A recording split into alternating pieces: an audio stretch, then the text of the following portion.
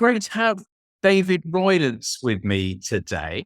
Now, David is a multiple Amazon best-selling author and award-winning coach, as well as CEO of Speak to Shine International Limited. And he works with entrepreneurs and he helps them build confidence and power so that they can deliver powerfully on stage and also create assets like TEDx's. And once those assets are in hand, they are key to transforming the business's turnover and profits. David has over 20 years of experience working with FTSE 250 companies, SMEs, entrepreneurs, and charities. And indeed, he's been responsible for fast-tracking the first woman to get onto the board of RBS. Quite an achievement. And you teach skills that have allowed executives to double their income within a week of intervention. Pretty remarkable. And you also work with people at board level, including many at blue chip companies. Now, David, our viewers would love to hear more about your background and how you got to be such a high profile business coach. It's a great question, because who would have thought that in 1990, when I left Edinburgh, came down to London, went to drama school with the intent of being an actor, that now, 30 years or so later, here I am operating as a business coach. For many reasons, my agent, when I was a working actor, was very good in the corporate space. So I got a lot of corporate presentation gigs and got very well paid for doing so. And then I was doing a gig in Amsterdam for a group called Inmarsat, who put satellites in space and then sell the airtime to media companies. And this was back in the year 2000. They just stopped being owned by 14 different governments, and they'd started becoming a private organization. Everyone had to pay tax for the first time, and they had to be client-facing for the very first time. Right. Nobody knew how to do it because they were genuinely rocket scientists. It wasn't rocket science. Really technical people, much more comfortable in a text message or a messenger message than actually looking at a human face and attempting to read it. So I came in, I'd just done this gig, and then my dear friend Marco, this is where I first met him. He said, I'm putting together an Inmarsat Academy, and will you please come in and teach us how to do what you do? So they had the most ethnically diverse group that I'd ever come across in any organization. This is back in the year 2000.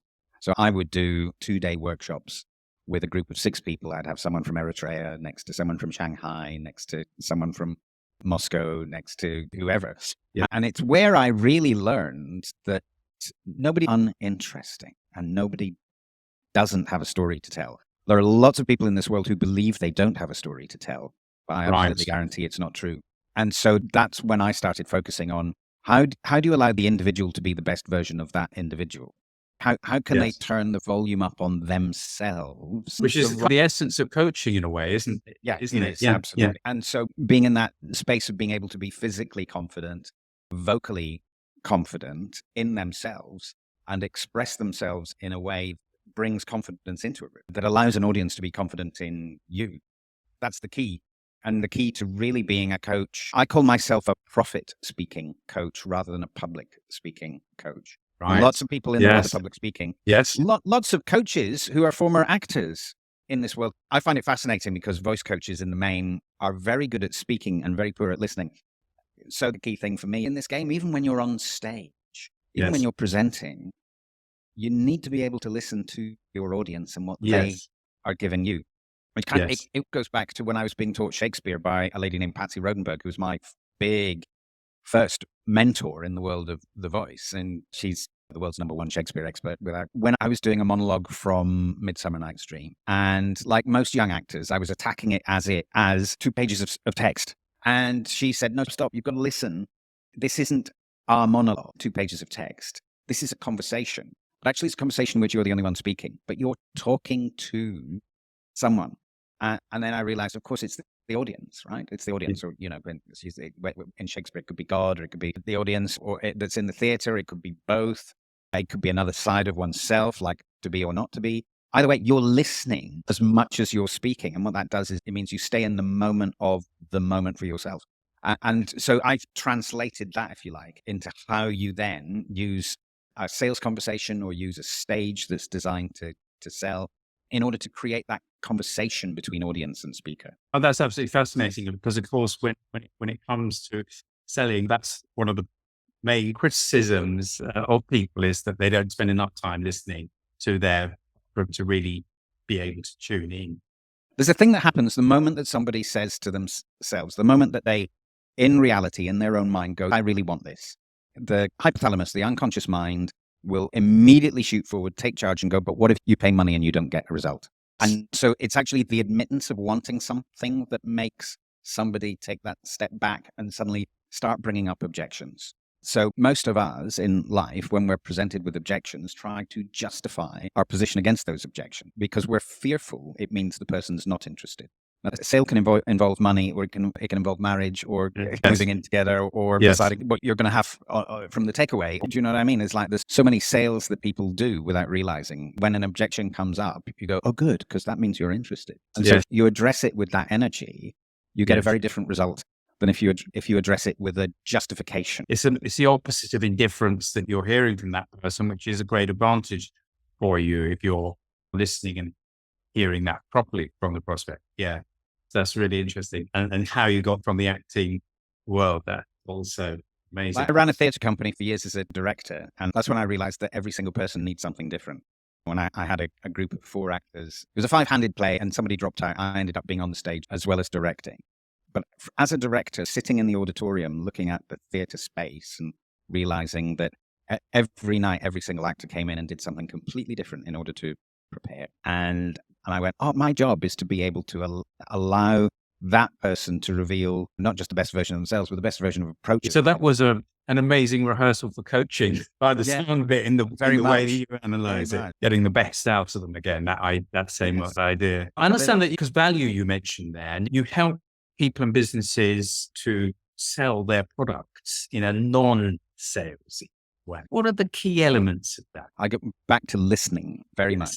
It's like I have a system that I teach that has up to 15 different steps in it. And 14 of those 15 steps are pretty much giving the client the opportunity to walk away and say no. On the basis that if 14 times you give a client an opportunity to say no and they don't say no, when it comes to time to say, shall we do the business, then the chances are that they're much more likely to go for it. Do you remember that idea that I said a few moments ago? The moment someone admits to themselves that they want something, the unconscious mind leaps forward and goes, oh, but this isn't going to work, or you're not going to get a result. So you want to get them to articulate the word no out loud in some form that's dealt with in order that you can then have a reasonable conversation with them about what they really want.